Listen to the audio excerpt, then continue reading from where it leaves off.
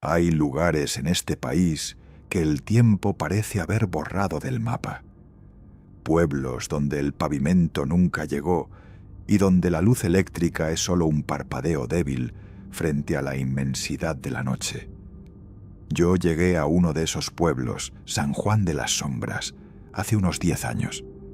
Como médico rural, creía que lo había visto todo, pero pronto entendí que en la sierra las leyes de la lógica no aplican. Lo primero que noté fue el silencio.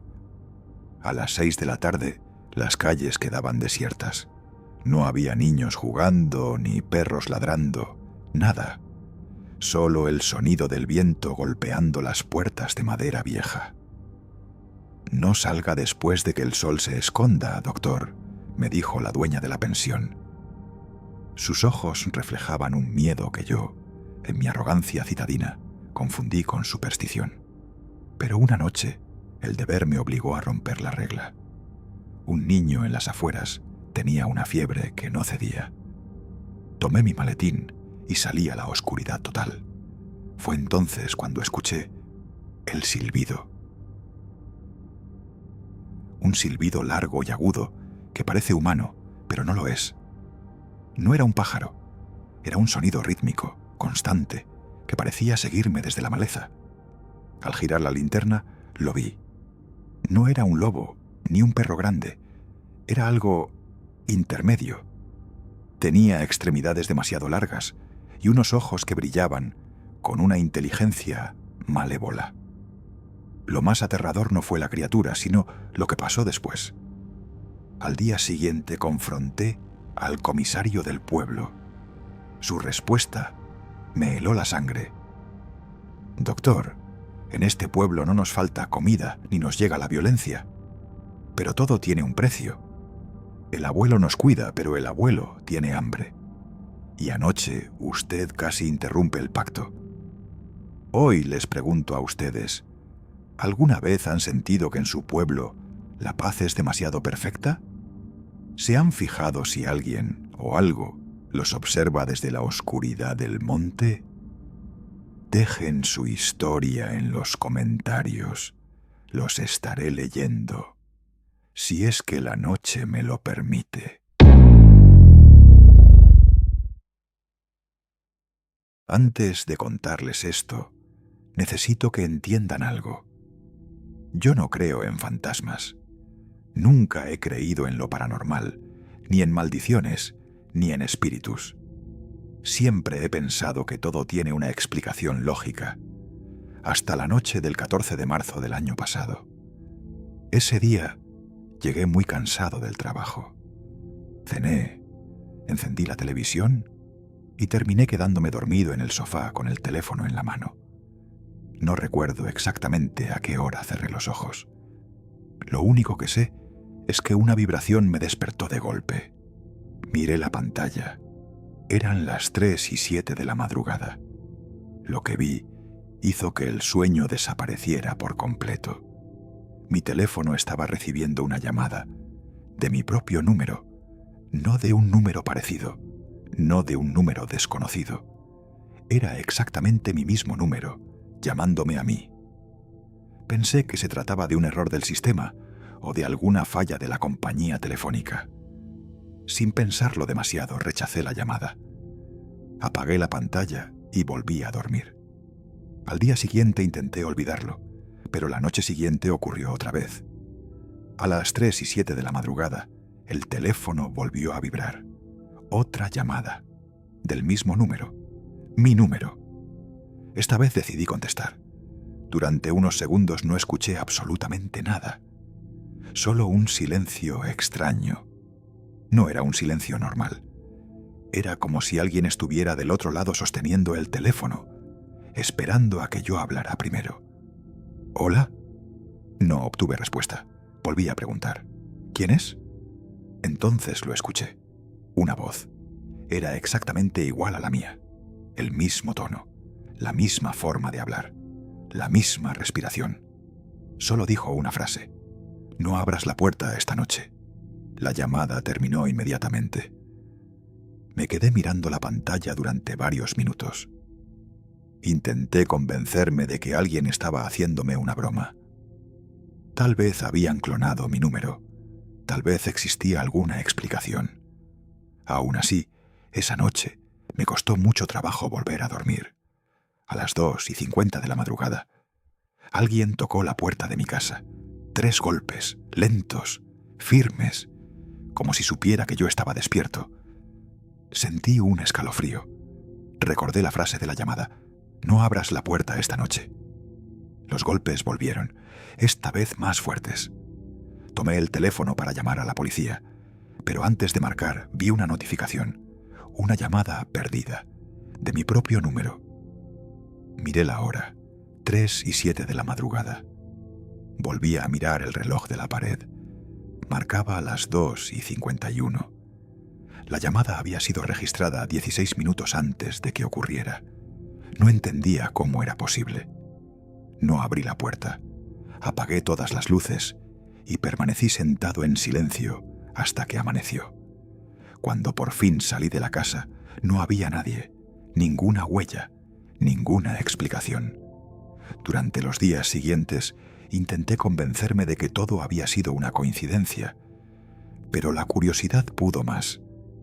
Entré al historial completo de llamadas de mi teléfono.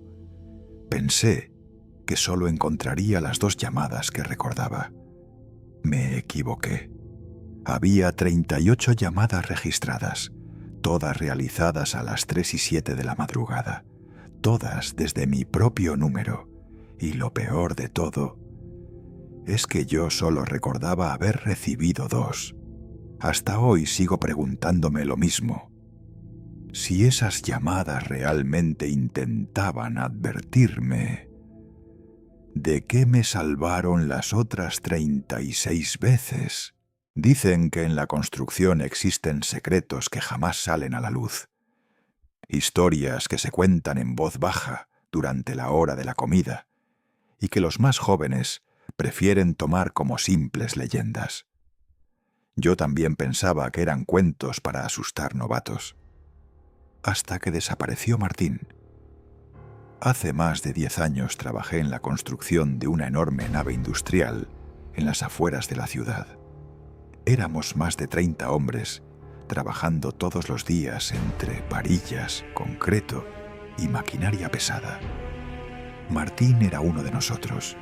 Era callado, trabajador y siempre llegaba antes que todos. No hablaba mucho de su vida personal, pero sabíamos que vivía solo y que no tenía familia cerca. Unos días antes del colado principal, comenzaron los comentarios extraños. Los albañiles más viejos hablaban sobre una vieja creencia. Decían que algunas construcciones necesitaban una ofrenda para mantenerse firmes. Yo me reía cada vez que escuchaba eso, pero había personas que no parecían estar bromeando. La mañana del colado llegó. Era una de las jornadas más importantes de toda la obra. Había camiones entrando y saliendo constantemente. El ruido de las revolvedoras era ensordecedor. Poco antes de comenzar, el encargado llamó a Martín. Le pidió que bajara a una zona donde se guardaban algunas herramientas. Todos lo vimos alejarse. Nadie imaginó que sería la última vez.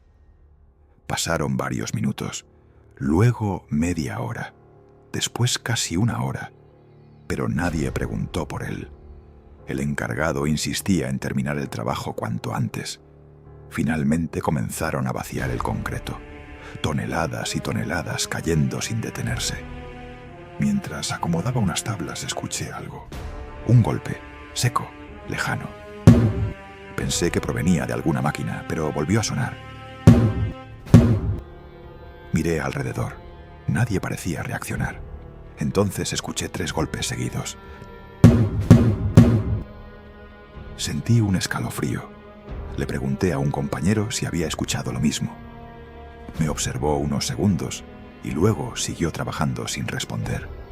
Aquello me pareció extraño. Al terminar la jornada, alguien preguntó por Martín. El encargado respondió de inmediato. Seguro se fue, pero su mochila seguía en la obra. Su casco estaba donde siempre lo dejaba. Incluso algunas de sus herramientas permanecían junto a una columna. No tenía sentido. Los días pasaron y Martín jamás regresó. Nadie volvió a mencionarlo. Era como si hubiera desaparecido de la memoria de todos. Meses después regresé a la obra para realizar unas reparaciones. El edificio ya estaba terminado. Aquella tarde me quedé trabajando solo. Fue entonces cuando escuché algo. Un sonido proveniente de una enorme columna de concreto. Me quedé inmóvil. Luego volvió. Los mismos 3 golpes. Los mismos que escuché el día del colado. Con miedo acerqué el oído a la columna. Y entonces escuché algo más. Una voz. Muy débil. Casi imposible de distinguir. Pero suficiente para entender una frase. Una frase que aún me despierta por las noches. Ayúdame.